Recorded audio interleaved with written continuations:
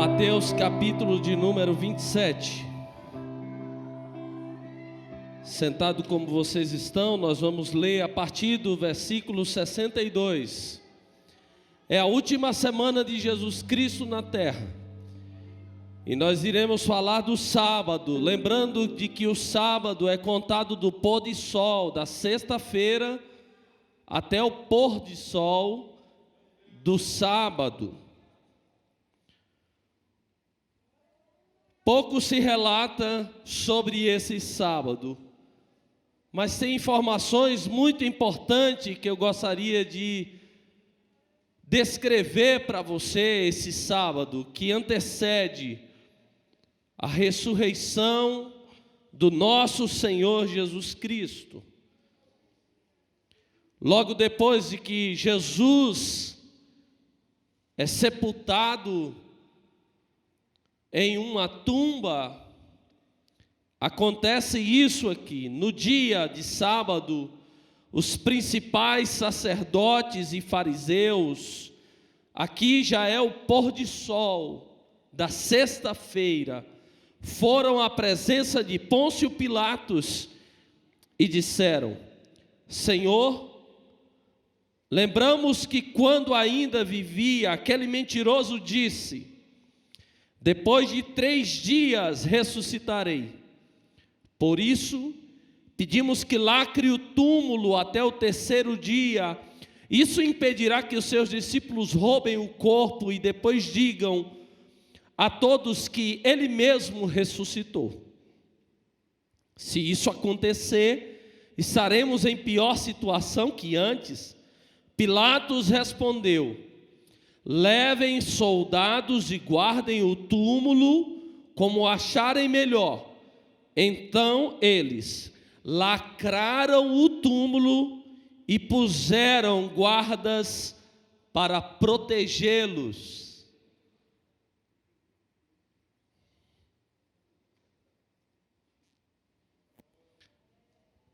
Depois de uma tarde de sexta-feira, totalmente diferente das tardes de sextas-feiras que eles tinham, a morte de Jesus chamou tão a atenção da natureza,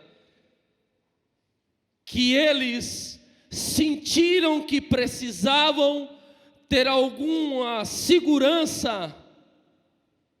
E logo que Jesus foi colocado no túmulo, eles disseram: sabe aquele homem que estava ensinando a verdade? Ele é mentiroso.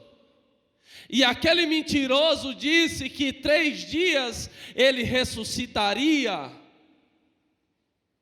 Eu peço de que nós vamos, com cautela, colocar um lacre nesse túmulo, para que nem homens e nem animais entrem dentro dele.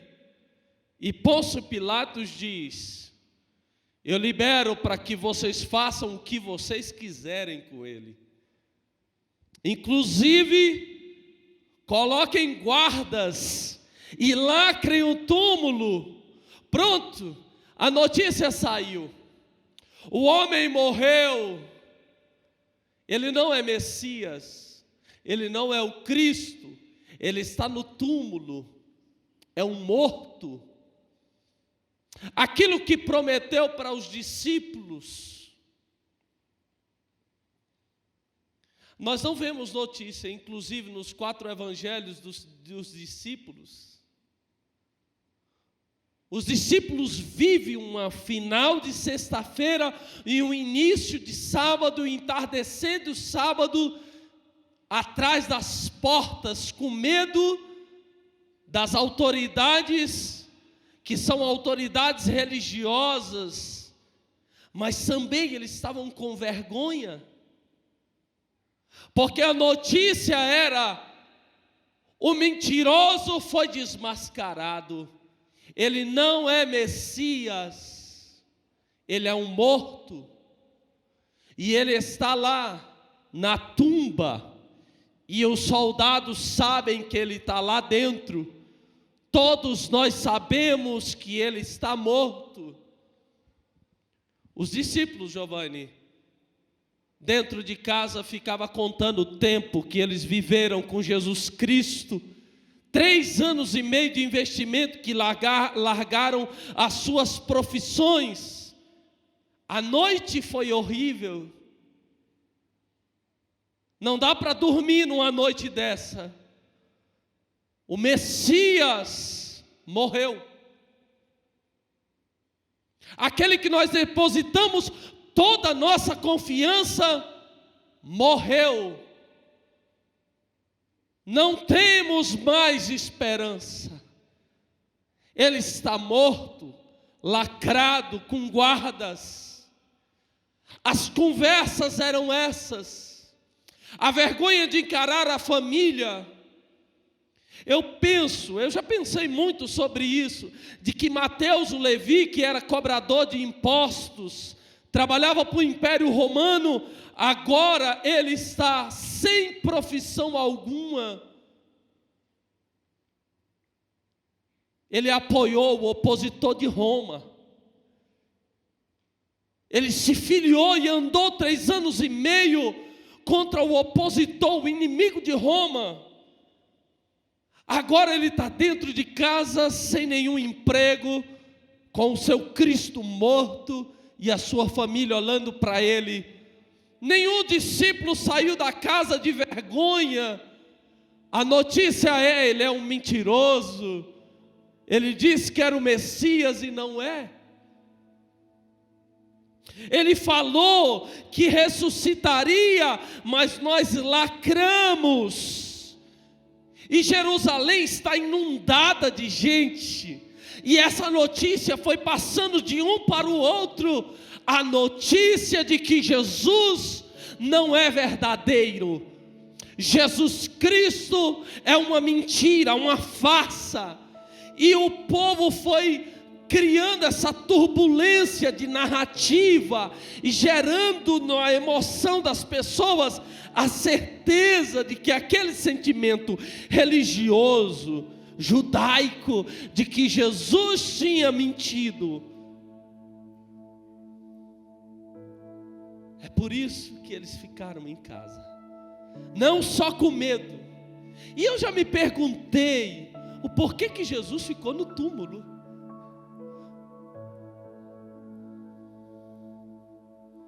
E eu acho que eu só tenho 2 respostas. Porque primeiro ele queria mostrar de que a morte não pode deter ele. E da mesma forma que a morte não pode deter Jesus, todo crente que está me ouvindo aqui, um dia, ou você me enterra, ou eu te enterro.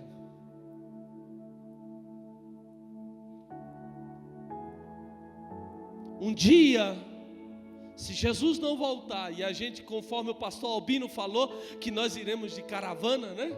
Que ele falava direto, eu vou de caravana.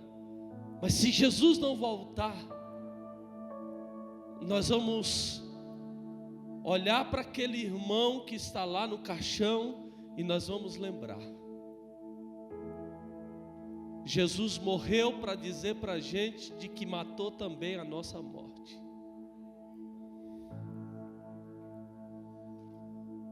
E a igreja fique ciente de que morte não segura crente. A segunda coisa, de que o túmulo pode me ensinar, e Jesus passar esse período, é que chega o momento da ressurreição.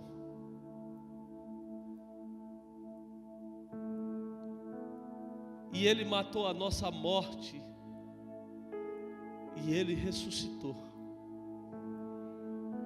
para dizer para você de que quando você entra para o caixão, meu filho, você não morre, você ressurge com Ele.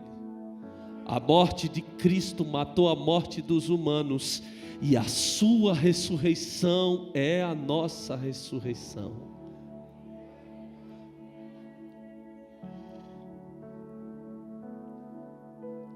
Ainda hoje a humanidade fica nessa descrença. É uma caminhada cansada e amedrontada. A humanidade não percebeu o domingo de manhã e ainda vive de sexta para o sábado em noites escuras. O amanhã ainda não floresceu para a humanidade. E eu dou 3 conselhos. O primeiro é esse: sábado serve para você esperar em Deus. Porque enquanto os humanos estão dizendo, ele está morto, mentiroso, não é o Messias, o céu trabalha a favor de Jesus. E o céu entra dentro da casa de Pedro e na casa de Mateus, o Levi, e trabalha nas emoções, e trabalha na alma, e trabalha na mente. Ou você pensa que quando alguém está sofrendo, Deus não está trabalhando? Deus trabalha enquanto os seus filhos sofrem.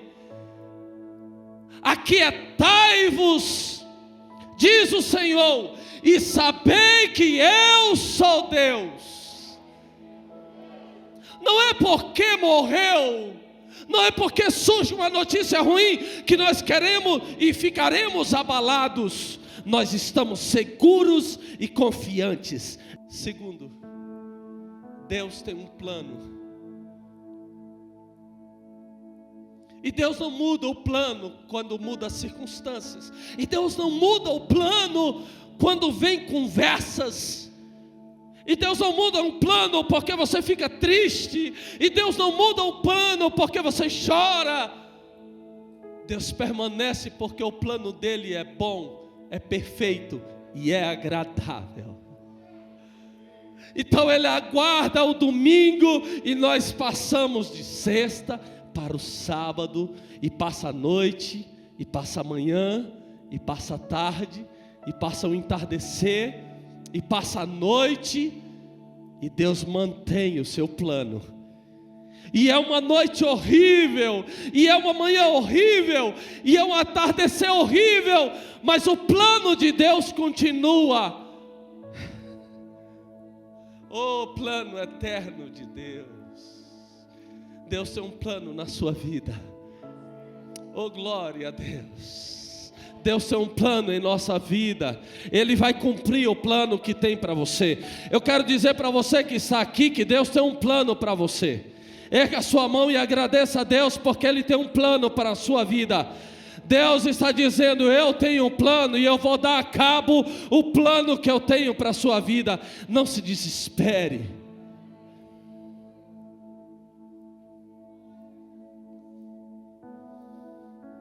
Algumas tradições cristãs fazem desse dia aqui, é o sábado que é conhecido como sábado de aleluia. Eles fazem vigílias de leitura da palavra de Deus, oração, e ele passa o sábado de jejum, leitura da palavra e oração, esperando a ressurreição. Mas nenhum discípulo esperou a ressurreição. Naquele momento só tinha desilusão e tristeza e angústia na alma, e dúvidas e descrença e desesperança, e ninguém lembrava de que um dia Jesus disse: no terceiro dia eu vou ressuscitar. Então hoje algumas tradições não fazem isso, porque elas sabem que no domingo de manhã é o domingo da ressurreição. Então eles aguardam. E eu quero fazer um pedido e um desafio para quando chegar a sexta-feira da paixão, você lembre desse sermão, de que algumas tradições passam a noite orando e lendo a Bíblia, mas não é pela desilusão, é porque sabe que Jesus vai ressuscitar. E nós jejuamos aguardando a grande festa. Cadê o grupo de louvor aqui? Eu ia cantar aquela música, né? Se eu amo a mensagem da cruz.